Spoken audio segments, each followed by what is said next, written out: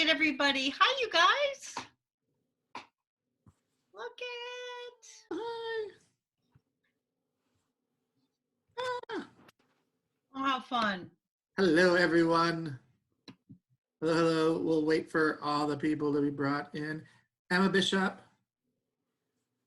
can you see? Hello. I forget the name of this. It is a cool thing that Emma gave me when I was in New Zealand. For those of you asking, it's actually this green stone. It's really cool. But I wear it now. It's from New Zealand. Thanks, Emma. Yeah, we'll wait just a few more minutes and then we'll get started, everyone. I'm just looking around to see everyone who's here. Oh, fun. Hi, all. Hi, you guys. Oh, Rebecca Childs. Oh, she's at Hamilton, it looks like today. I love it. Oh, Finding Neverland. That's the Finding Neverland behind Deanne. Yeah. Look at that. Roz is outside getting some fresh air. Tim McDonald, ladies and gentlemen. Oh, boy. He popped in. Mandy, Bridget, yay. Jack Gessler, hi. Susie, hi, Susie. Oh, hi. I see every, oh, so cool. All right, it looks like we've got our critical mass to at least start. Welcome everyone. Just a reminder, you are at Teachable Tuesdays with iTheatrics. Yay! Every Tuesday at 4 o'clock. We are here teaching you information and giving you a workshop based on all the materials from our iTheatrics method. And it's just our way of connecting with you, getting to see all your faces, and us giving you a chance to continue to learn and get new ideas. All of these things are activities we think you can do with your students as well. So we do them with you, and then hopefully you can share them down. It gives you some new materials. We will have all of this video as well as a lesson plan put up on the internet tomorrow so you can refer back to it. And people who aren't here today will be able to go back to it. So today you'll see Cindy Ripley up there and Gianna Odlin, and they're going to be our main teachers today. And then Tim McDonald is going to come in at the very end. He's got a really cool announcement that you are going to want to stick around for that I think you'll be pretty happy about. So before I turn it over to Cindy to start our warm-ups, I just want to remind you all and make sure that you all know about this Friday at 4 o'clock. We are doing the Big 1-0 Junior Zoomsicle, which is a live musical on Zoom, which we are crazy enough to figure out kind of how to do. But we have 16 kids from all across the country who are part of it. And it will be on Friday at 4. Please tune in. You will not want to miss it. But you know, and Tim's going to talk a little bit more about that too at the end of the thing. But right now, I'm going to turn it over to Miss Cindy. And she's going to do our warm-ups like we do and then go on from there. So go ahead, Miss Cindy. Great. Hi, everybody. Welcome to Teachable Tuesdays. It's like seeing a spring bouquet to see your face. It's so fun for all of us. So thanks for joining. And I guess really, especially nowadays, thanks for all you're doing. I mean, thanks for what you do all the time for kids. But a lot of you are in different circumstances. You're learning new platforms. You're trying to do it by yourself. And we're all people. That's why doing this makes us feel good. So give yourself a pat on the back because we love you. Thank you for really doing that. Thanks, Deanne. Yeah, because you guys deserve it. And we've seen such creative things from all of you. And we've seen everybody trying to get used to new things and just trying them. And that is huge to keep what we all love so much going. So thanks for that. Today, I'm kind of excited because we're going to talk about developing character to really rich proportions with music and dialogue, which I love a whole lot. But you know, we really don't start much in iTheatrics, even if it's a meeting by ourselves without a warm-up. So I've got kind of a crazy short one that's fun. And you know, Zoom And the platforms we have to use now to do what we love artistically about theater and everything has put us in new places. And sometimes there's always a little silver lining. And I found that with Zoom and with classes, we're seeing this part of a child or this part of an adult. And today, with kind of concentrating on character, it kind of focuses us into what we want, even though we always want to create characters with dialogue and music on stage. But this kind of makes it really clear for us. And of course, on the platform we're using right now, you've got to do everything bigger than normal so that you can see it, which is kind of good. So if you're teaching a class that way or you're teaching it on stage, it emphasizes what we need to do. So we're going to talk about, I'm going to do a little warm up that's a little crazy called beady eyes. Beady being B-E-A-D-Y with a D. Just repeat it after me. Beady. Now try it again and really get the D on there. Here we go. Beady. And then when you do eyes, that's all it is, 2 words, but you're going to do it 4 times. Beady, beady, beady, beady, eyes. All right? Let's just say it once. Ready? And beady, beady, beady, beady, eyes. Now we're going to add, I actually will add 5 notes to it. We'll start that way and then we'll change it up a little bit. So it'll be just going up to soul and back. Beady, beady, beady, beady eyes. Join me, everybody. Beady, beady, beady, beady eyes. Now the fun part, think about a tiny little creature like a weasel or a baby raccoon, something that has those little black beady eyes, and make your, when you're saying beady, make your face that constricted and small, as if I could take my hand and put it on your face with Velcro and pull it right in. So you're squinting as tiny as you can on beady, beady, beady, beady, then contrast on eyes, open the jaw, open the mouth, open the face. So it's beady, beady, beady, beady eyes. Then we'll go up a half a pitch. Got me? Here we go. Now I can see you all, so let's get those faces going. Ready? And beady, beady, beady, beady eyes. Come on, open them up. Beady, beady, beady, beady eyes. And get smaller. Beady, beady, beady, beady eyes. Beady, beady, beady, beady. Do it very soft now. Beady, beady, beady, beady eyes. And angry. Beady. Add some more head to it. Here we go. Beady, beady, beady, beady. Tempo, change it. Beady, beady, beady, beady eyes. And staccato. Beady, slow it down. Beady, beady, beady, beady eyes. All right, I gave you some directions and your face kind of went more to a neutral. So if I looked at a distance, I didn't see as much character because you were thinking and listening at the same time. Let me shoot a few out to you again and we'll try it again.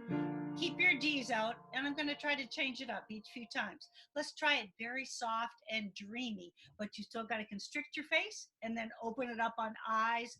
If you're doing this on stage, the way I love to do it is pair kids up, have them face each other, and they're looking right at somebody so they have an audience for that face that time.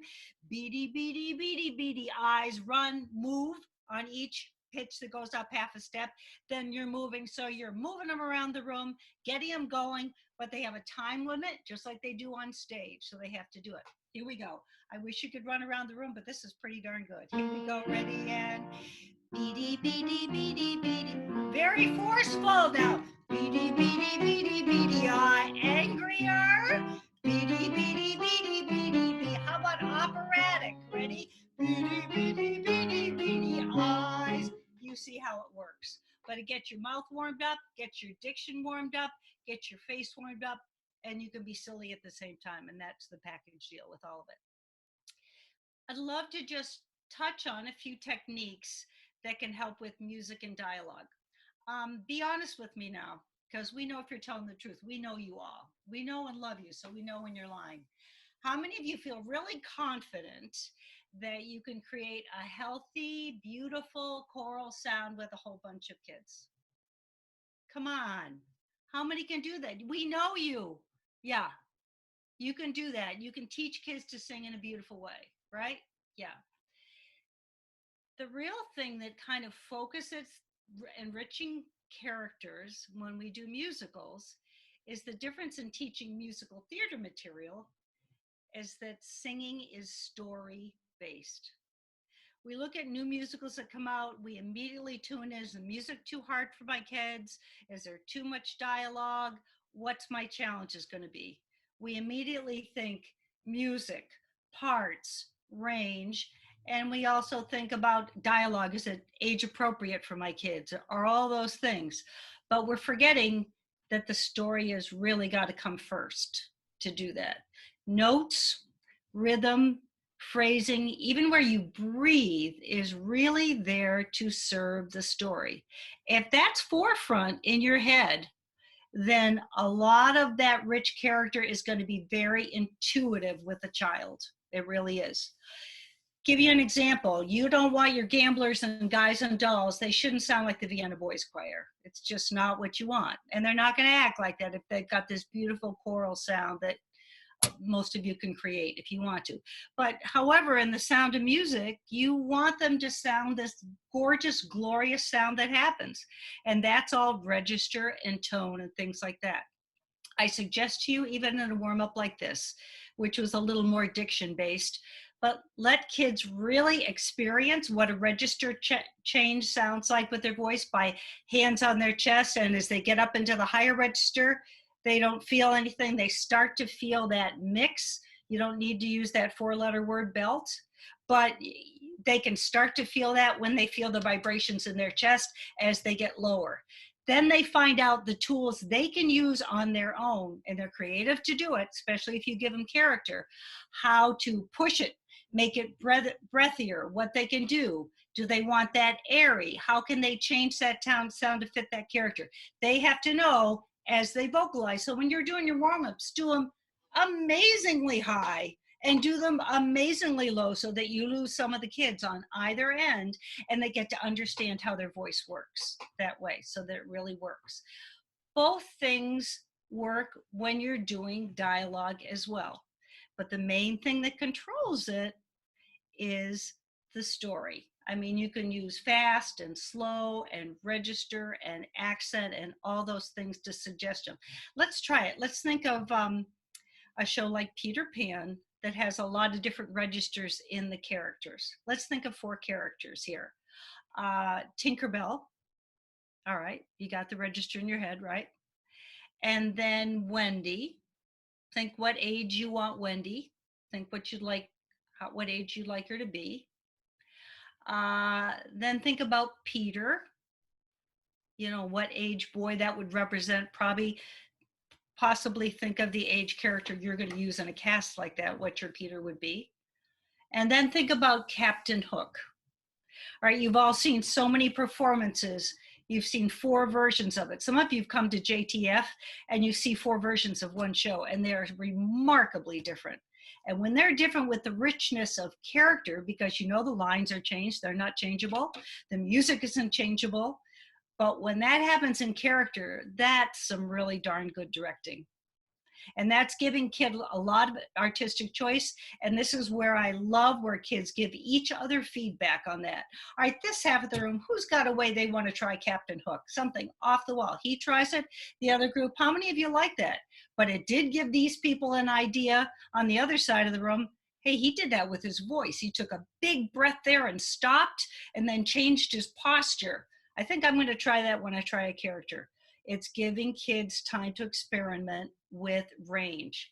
And if you have that kind of character in your cast that's always going to do some little crackpot funny thing, let them go first, because that gives everybody else permission what to do. So let's try a few things. Here's your line for Tinkerbell. I have a place where dreams are born. Would everybody repeat that? Ready?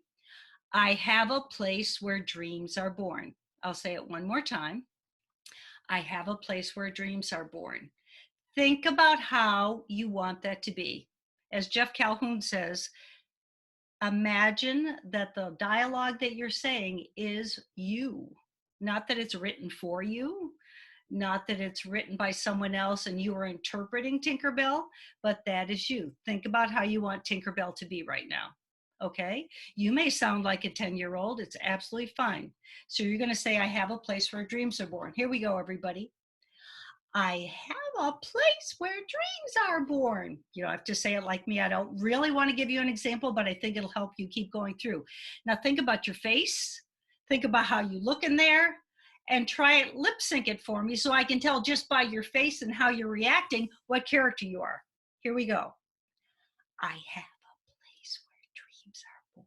Yep, I saw eyes, I saw faces, I saw tilts, I saw some people get closer to the screen so you could really tell you were something else. Take a little more liberty and say the line in the register you want it to, and say it again, and use your body and your face. Use as much as you can to develop that character, even though I can't see your legs in the dance. I shouldn't need to. Here we go. Ready? I have a place where dreams are born. I love it. Some of you are very esoteric. Maybe you're sprinkling, fairy dust all the way through. I don't know. Maybe you want to take it a little slower. I can't hear you, but I can see how you're interpreting it. So change tempo if you choose. Change your register a little more so that if a kindergartner was listening to it the first time, they'd know you were Tinkerbell. Here you go. I have a place where dreams are born. Oh my gosh, I just kind of got goosebumps. That was really great. All right, let's try the next one. Think about Wendy. Think about what age she is, and think about what she does in this story. Okay? Her line is, now children, make your father comfortable. I'm going to say it again.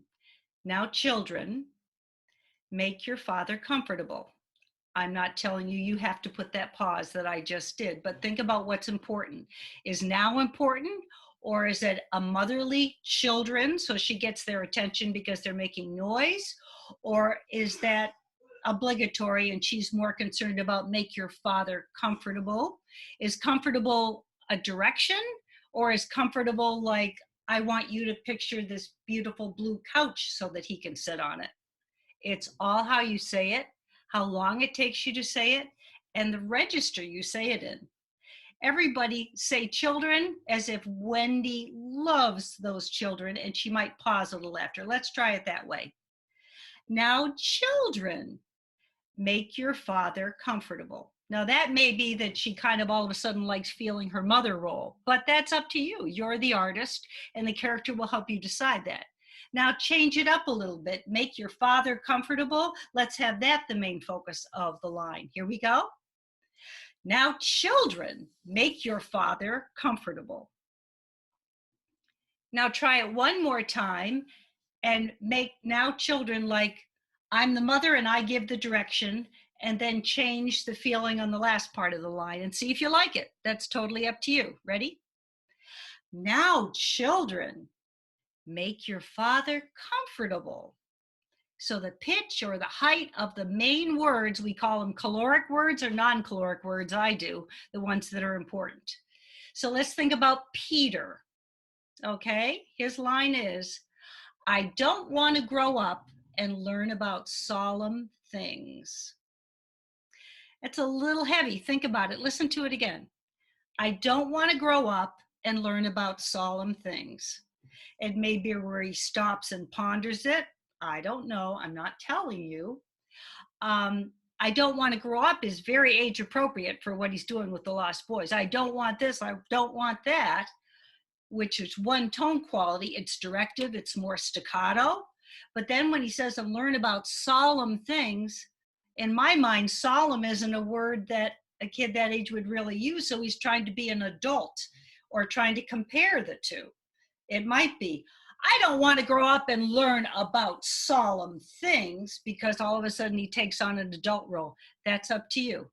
Let's try it that way once. Make the first part age appropriate for what you want your Peter to be.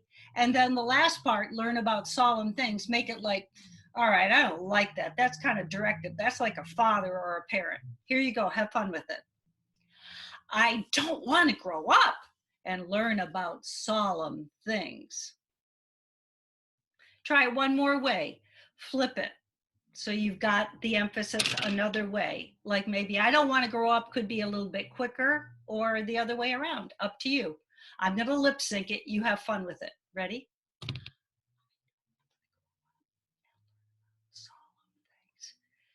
But look like Peter this time. Would you add your face and your body? You were really thinking how you wanted to emphasize it, and your faces look like a bunch of lovely friends of mine that I like seeing on Zoom. So try it again. Here we go. I don't want to go and learn about solemn things.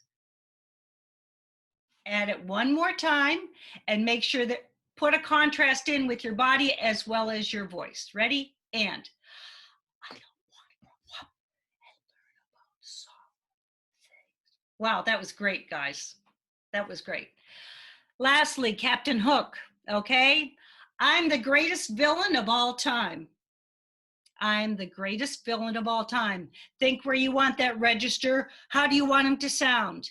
Do you want an accent? Okay. Do you want it fast, slow? Do you want to make sure everybody knows? It's kind of all about me with Captain Hook.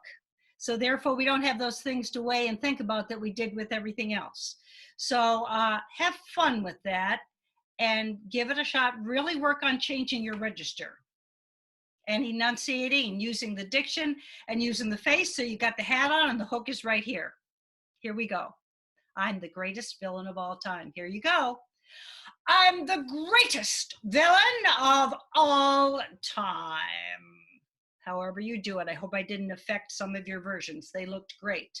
Some of you, it's I'm is the most important word to him, but maybe he likes being a villain. It's the first time he really got to be that, and he wants to say, I'm the greatest villain. And maybe that takes the same length as the sentence. You make that choice. Here you go, one more time. I'm the greatest villain of all time. Switch it around so that you've got the emphasis on villain and time, and maybe he gets right to the other part because that's what he wants to be. Your choice. Ready? And I'm the greatest villain of all time. Your face has changed, your body changed. You're such great sports, but it's such rich, fun stuff. So music, dialogue, hand in hand, not one without the other, all about the story. Have a blast with it. I think you do a great job. Thanks, Marty. Cool. Thanks, Cindy. Yay! All right. So we obviously started with the voice, but now we're going to move on to our bodies. And I think Miss Gianna Odlin is somewhere nearby. And there she is. And she's going to take over and get us moving a little bit and all of those good things. So off to you, Gianna. Thanks, Marty. All right, you guys, that was amazing. I couldn't hear you, but I was watching all of your faces. I felt like I could hear you just from the amount of effort that you were giving to the Zoom camera, which is amazing because when you're on a stage, you want to combine that effort with your voice and your face and your whole body. So now let's get moving. Cindy already did a lovely vocal warm up. I would like you guys to join me in, it is not necessarily a physical warm up as a dancer would call it, but we are going to get just in touch with all the parts that can create a character, meaning our body. So if you can stand up. Whatever space you have, you don't need a lot of space. We're just going to use whatever you have here. And I would like to start today's warm up from the feet up and work up. So you can't see my feet, obviously, but I am currently rolling my right ankle out, just giving it a good stretcheroo. Gonna roll it in. Good. Switch over to the left ankle, stretcheroo. Roll it in. And now we're gonna walk our feet. So, toes and heels and toes and heels and just get really everything moving. Good. You can start bending your knees, switching your hips a lot more. Yeah, feel all of the joints and stuff. We're not moving anymore because we're all trapped inside. Extend up to the body. Yes. Go ahead and reach all the way over. You can contort yourself into weird shapes just so you can feel everything waking up. You feel your rib cage starting to stretch in a good way. Put your hands together, put them in front of you, hunch your back and reach. Good. Reach. Ooh. And reach. And reach. One more time. The other way. Great. Open up real big. Take up as much space as you can, legs too. And give yourself a hug, which is comforting, but also good physically because you can roll your upper body around while you're in that tight embrace. One more time, take up as much space as you can. Ah, make a noise with it. Ah, yes. And reach forward, just reach straight forward. Wiggle your fingies. Hello. Oh, magic fingers. Everybody's giving me magic fingers. I love it. And relax your hands. Put your ear to your shoulder. Using your opposite hand, pet a little dog right next to you. Yep. Ear to other shoulder. Opposite hand, pet the dog. Drop your head right in front of you. Look up at the sky. Shake your head no. Nod your head yes. Give me a big yawn or like a lion scream. Rah! And sour lemon. Just squish all your faces. Yes, and let's go to a neutral face. Good. I feel like my body at least is a little bit more present in here, which is great because we're going to figure out some character elements that use the entire body. So the reason that I like to start that kind of warm up from the feet up is because that's kind of where all of our physical presence comes from. Whether you're sitting, whether you're lying down, wherever you are based to the earth, that's where you're going to be grounded throughout the rest of your performance, which is an interesting effect on characters like Captain Hook versus Tinkerbell. Very different relationship to the earth. So that's why I like to start from the ground up. So speaking of ground up, in your room right now, just walk in place if you can for me. This is a really great warm up where people just walk around a room. They can make connections, kind of like Cindy was saying with the vocal warm up. Just walk around your space as you normally would. You yourself walking around enjoying it. Wonderful. Where you're at, think about which part of your body is leading. Is it do you lead with your chest? Do you lead with your chin? Do you lead with your forehead? Think about what part of your body is drawing you forward. Good. I would like you to switch. Freeze for a sec. Oh my gosh, people with virtual backgrounds are like magically appearing. It's hilarious. And this time I would like everybody to lead with their chin. Cool? Walk around your space and lead with your chin. Good, good. Everybody looks a little bit snooty. All of your posture has risen slightly. Yes, good. Now, I would like you to lead with your forehead instead. Very different characters. I know I just told you to think about a physical body part, but that body language is completely different than when you were leading with your chin. Go to your relaxed neutral position. Good, good. Just roll your shoulders back for me. Amazing.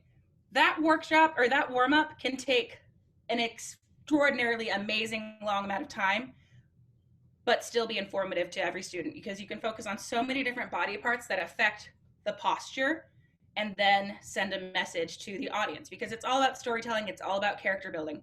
It's all about creating that world. And before you even have sets or costumes, you have to start with what you have in the rehearsal room, which is your actors and their bodies. Amazing. So from there, I would like everybody to think about walking again. And I want to point out things in Tinkerbell specifically. Tinkerbell, as we know, is often played by a flashlight, which is great because how does one physically embody light? So I'd like everybody to drop their head and think about, I would like to physically embody light. Obviously you're all on mute right now. So I, as the audience member, want to see what that means in human form. I'll count to 3 and I want you to snap your heads up and I want you to all say the word light and show me what that means with your face, your head, your arms, your posture. If I can see your legs, some of you I can, use your legs, use what you have, use the tools that you have right now to show me light. In 1, 2, 3, light. Yes. Oh, that was so beautiful. All right. I would like you guys to do it one more time. Try to keep an eye on the whole Zoom room because if you look at you all as a company, because you're all in it. You're all in Peter Pan now. Congratulations. Woo! You guys worked beautifully together without any specific instruction from me other than saying, make a physical choice. So one more time, we're going to focus on the word light. We're going to drop our heads. I would love it if you could sneak a peek at what everybody else does. Still go full out, but just remember to look at everybody else in the room. So heads down, light in 1, 2, 3, light. Beautiful. Yes, everybody went up, which is great for Tinkerbell. So if you think about where we were walking our feet out before, would Tinkerbell carry her weight in her heels and stomp around? No, she is light. She is airy. She literally flies everywhere and helps other people fly. So can you guys walk for me again and use the balls of your feet? Yep, there you go. Walk around. Good, build up. How does bouncing around like that affect the rest of your body? Does it make your whole arms and moves? Yes, beautifully, move with you. It's light, it's airy. It is Tinkerbell the Fairy. Wonderful job. Oh my gosh, I want to keep you in Tinkerbell land forever. You all look amazing. But we're going to move on to a similar-ish character, Wendy. Right off the bat, you're like, she's a girl. So what can I do differently with my body? Well, think about what the script gave you. Wendy is the oldest of 3 children. She likes to boss her brothers around. She kind of takes over for all the lost boys, and she likes feeling a little bit important.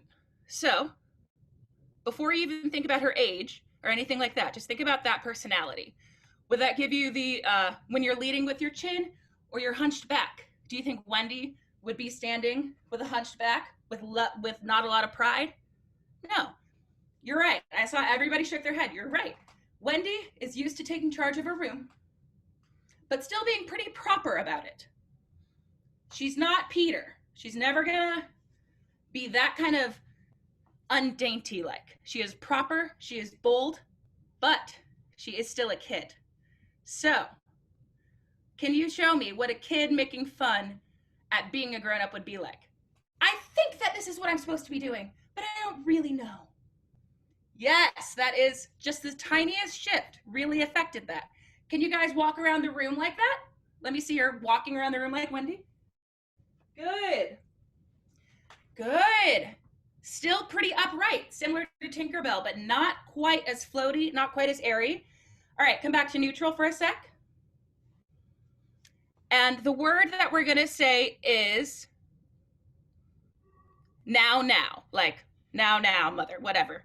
So the word is now, and we're gonna drop our heads again, and I want you to become Wendy just with your, what I can see on screen. 1, 2, 3. Now. Good. Almost Poppins-esque, but that's okay. Can you guys try shading it a little bit younger so we don't confuse you for Mary Poppins? Think about what that means. A little bit less mature, a little bit less refined, a little bit less together. Cool. Drop your heads. 1, 2, 3. Now. Oh, so much better. I saw a lot of youth and a lot of energy, which is another key factor in your physicality. How much energy does this character have to give? If it's Mary Poppins, even though she's practically perfect, at the end of the day, she's a little bit over it, whereas Wendy still has a lot to give. All right, so we're gonna move on to the iconic Peter Pan. Everybody strike your Peter Pan pose, I know what it is. Yay!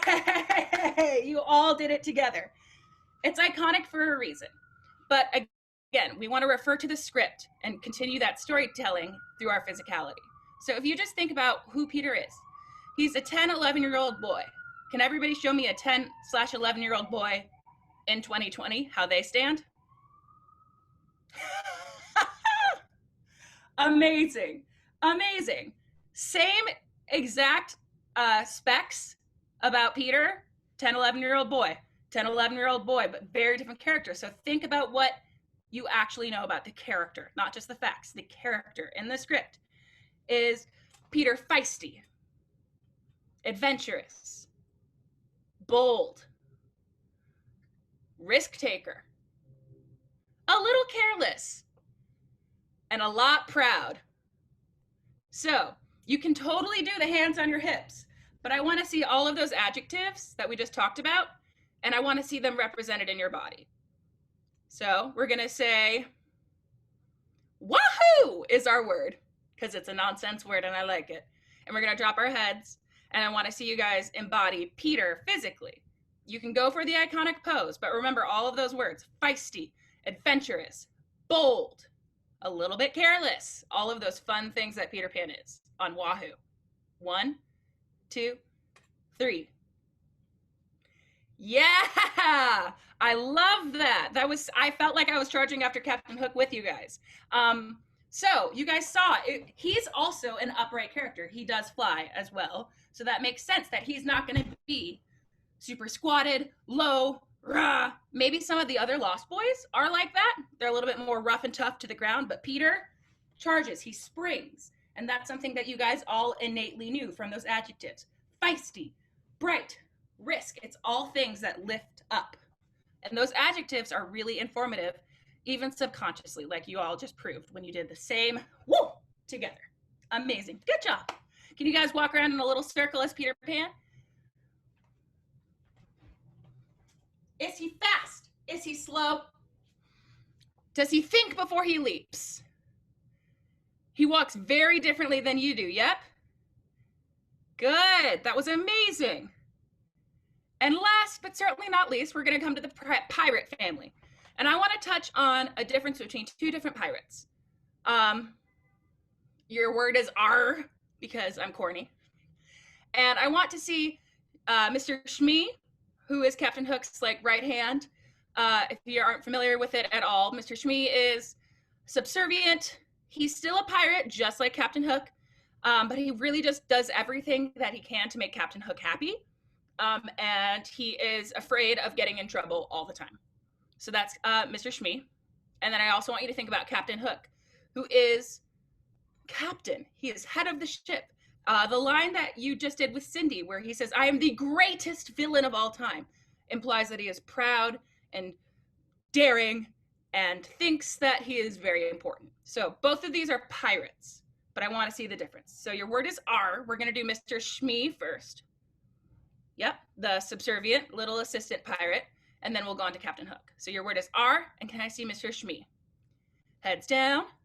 1, 2, 3. Arr!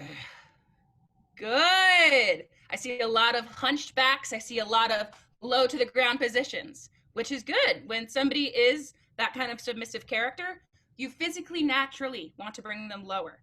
And can I see now, still a pirate. They live on the same boat. So, but I would like to see Captain Hook. And your word is R. Heads down. 1, 2, 3. Arr! So different than Mr. Shmee, because we have those words. We have pride. We have, "I'm the greatest villain." All of that richness, all of that. The way that I would put it is, whether or not Captain Hook, in whatever production it is short or tall, Captain Hook always thinks he's tall. Even if it's the shortest kid in the cast, that character always thinks he's the tallest person in the room. So one more time, I would love to see Mr. Shmee, and then I'll count to 3 again, and Captain Hook. And then we'll try walking and seeing what kind of speed and relationship to the earth they have. Cool? So Mr. Shmee first, heads down. 1, 2, 3. Arr! Oh, so good. Arched, very low, some squatting, some all of that amazing, really grounded, really lower movement. And let's move on to Captain Hook. Heads down. 1, 2, 3. Arr! Oh, and something that is really amazing. You can relax. So something that you notice in Zoom, which is a really cool benefit that you might not get in a traditional rehearsal sense, is that everybody's on this tiny screen. And so I saw people become smaller and then take up their entire screen as Captain Hook, which, theatrically, if you're thinking about how much space does this character think they deserve, that is another element. So thanks, Zoom, for giving that to us. Yay! And then I would like us to shake it off really quick. Walk normally, and then I'm going to call out some transitions. And I want you guys to actually blend, instead of going, I'm walking normally, and now I'm a character. I would like you to gradually transition from normal to the character to the character. So walk around normally, please. Just in your space. Good. And I would love you to transition into Mr. Shmee. Oh, good. Keep walking, keep walking. He's low. Yep, still a pirate, so he's got some stomping, right? Stomping around on the boat. You can't be light-footed or else you'll get washed away. Good. And slowly, gradually transition into Captain Hook. Yep. Still got those heavy, big pirate boots. He's not walking like Tinkerbell, even though he's holding himself up and tall, right? Captain Hook walks a little bit slower from what I'm seeing generally. A lot of you are making the choice that Captain Hook is walking slowly, like he's in command of everything, which is cool. Or maybe he's walking fast because he needs to make sure everybody's on top of what they should be doing under his leadership. All of these things are made by the body. They are made by your students. When they are experiencing these things, they can make all of these different risks and decisions. Go ahead, relax, go to neutral. That was amazing. Thank you guys for doing that. Something that I just mentioned was a lot of these decisions should come from the student. They're the ones who are going to be performing this on the stage.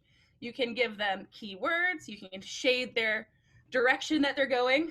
After a certain point, you can totally take over, but you have to create the safe space for them to take that risk. Like you guys just did now. Luckily, we're in the privacy of our own home, so it felt safe, but you have to be 10 times weirder than you ever want them to be. So you have to take those big risks first so that they feel empowered to follow behind. Speaking of big risks, can you guys do me one last favor? Do you remember those 4 lines?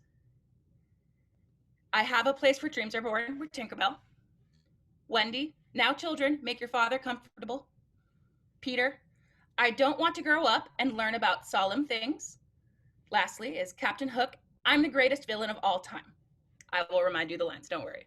But I would love you guys to drop your heads, and instead of the little cute one word phrases I gave, I would like you to combine all of the amazing notes that Cindy gave, plus all of this physical experimentation, and figure out how they can merge together.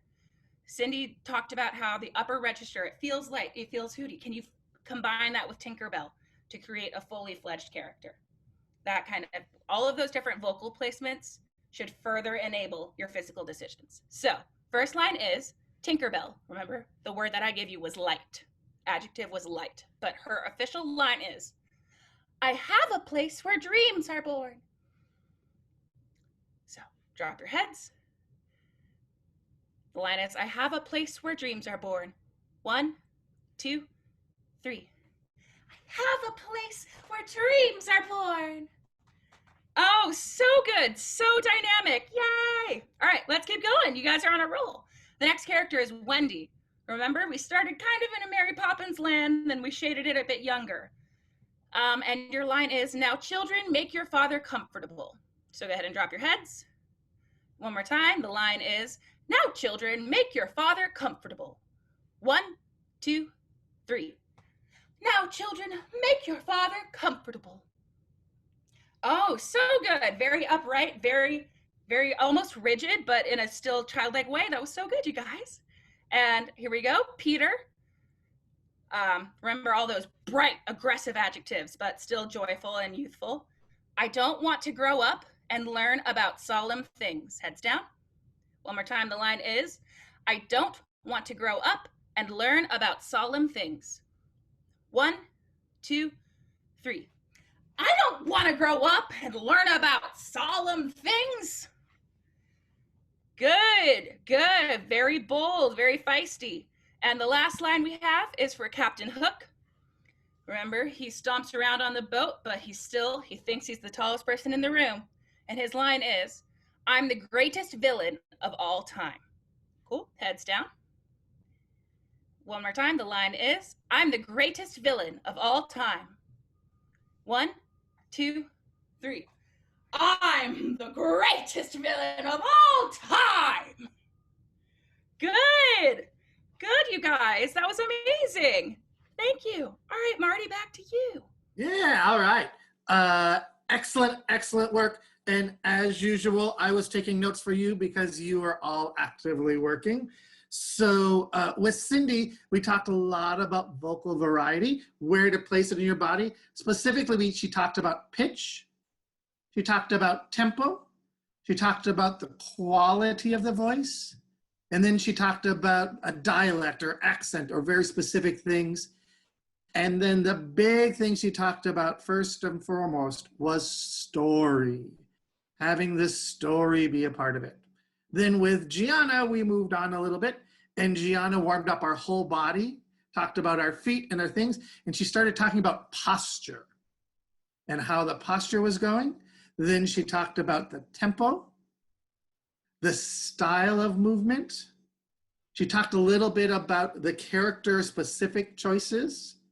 And she went back to story. What was a story? So those are the things that if you do those things in your rehearsal, whether it's a rehearsal where you're just sitting, whether it's a rehearsal on the stage with everyone, all those different ways, you will have amazing, amazing luck. That information, as usual, is going to be in our Dropbox, but it's going to be in our Dropbox a little later tomorrow along with this video because we have a press release going out tomorrow, and Tim's going to tell you about that.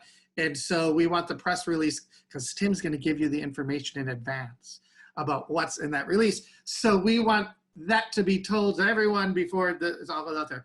So that's our class. Next week's class is going to be a lot of technical theater stuff. Doing technical theater and things you can do with your kids, things that are still active, things that you can do in the class where it's not like just go away and then come back a little while later and also. So that's what's going to be next week. The other thing before I turn it over to Tim that I want to mention is we've gotten a lot of requests, and thank you. And I didn't say hi to Australia yet. I did say hi to New Zealand, but hi Australia, they're here too, yay. We've gotten a lot of requests of, hey, can iTheatrics come in and do a workshop with our kids? Can we come in and do and talk to our kids through Zoom or Google Hangout or any of those things? The short answer is yes, we would be happy to. The slightly longer answer is by next week, we'll have a plan in place on how to do that so you can get specific people, like who to contact and say you want us to come in. It would be our pleasure to do it. It's a free of charge thing. We'll come in, yay, we will talk for 20 minutes, maybe 30. We're not like, we can't give you like 4.5 hour, but we're happy to come in.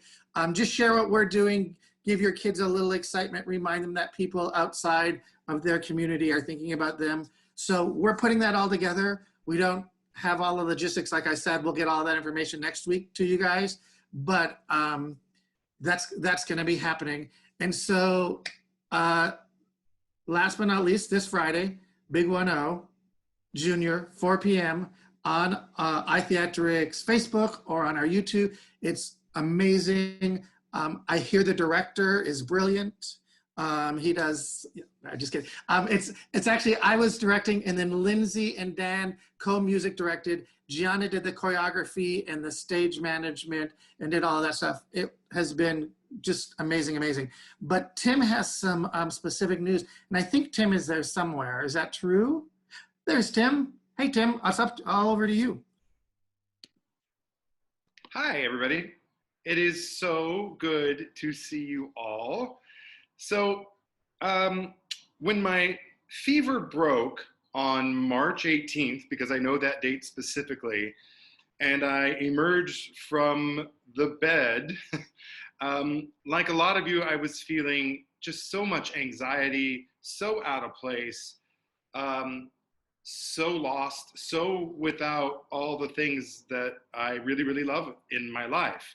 I was just asked by a friend of mine, she's like, where is your happy place? Is it like imaginary or is it someplace real? And I said, honestly, my happy place is in the theater, arguing with my collaborators, working with the kids, all under this like dramatic timeline to get the show up in time. That is my happy place. That's where I thrive. That's where I feel the most like me. And not having that has been really hard. So, we were doing all these Zoom meetings anyway.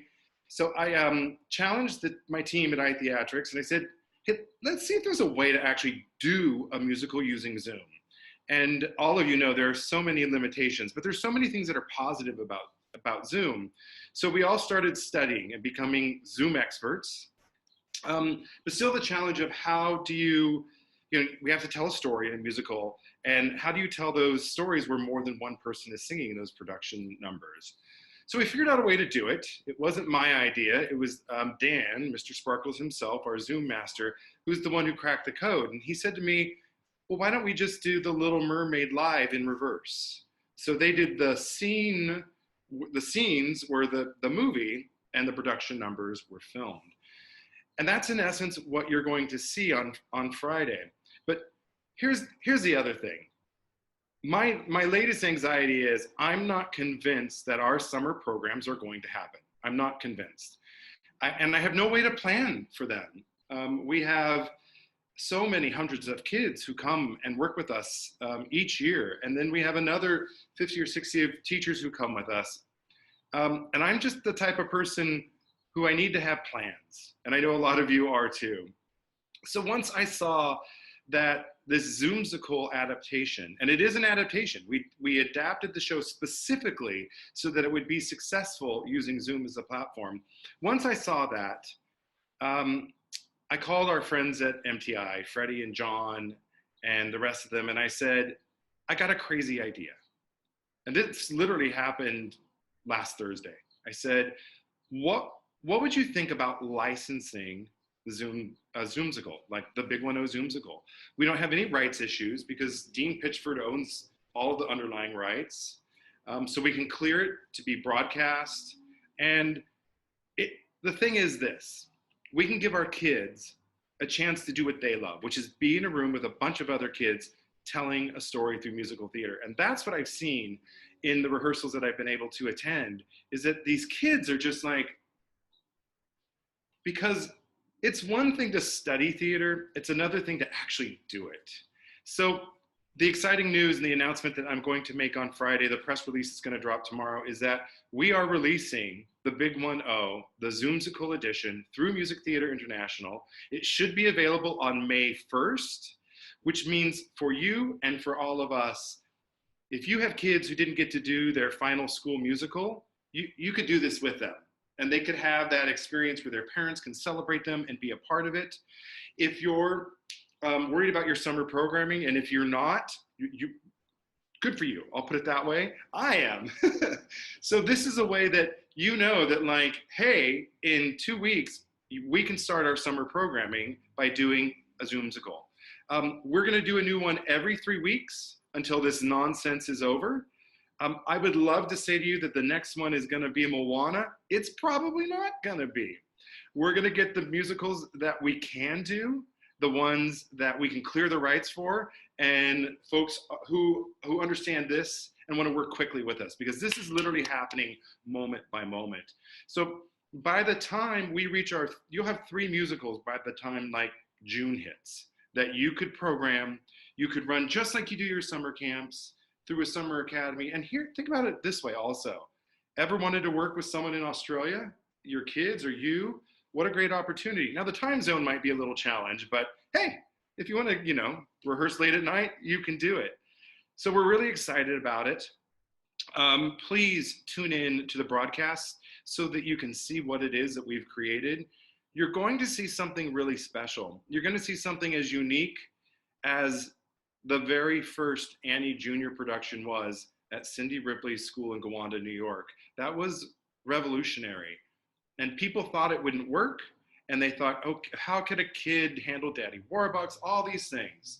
That's what you're going to see. So my other piece of advice is get as many of your kids to watch the broadcast as possible.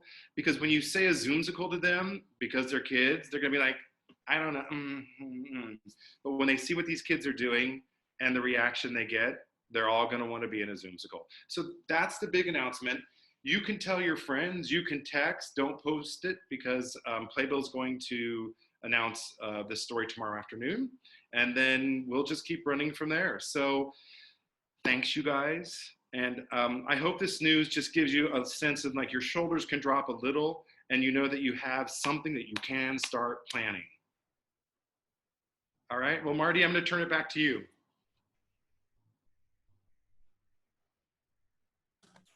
Thank you, Tim. It was really exciting for us. You guys, and because it's a group effort, so I've been working with it and it's been wonderful. I have to tell you, it is kind of surprising to figure out all these little things that we've learned. Oh, if we do this, we can do this. And we've tried all these great things. And then we're going to put it all together for you guys. So we want you to be able to do the exact same thing. Thank you all for joining us again. We will see you hopefully Friday for JT Fridays when you'll see the Zoom skull. And then we'll be back here next Tuesday at 4 p.m. for another Teachable Tuesdays focusing on tech stuff.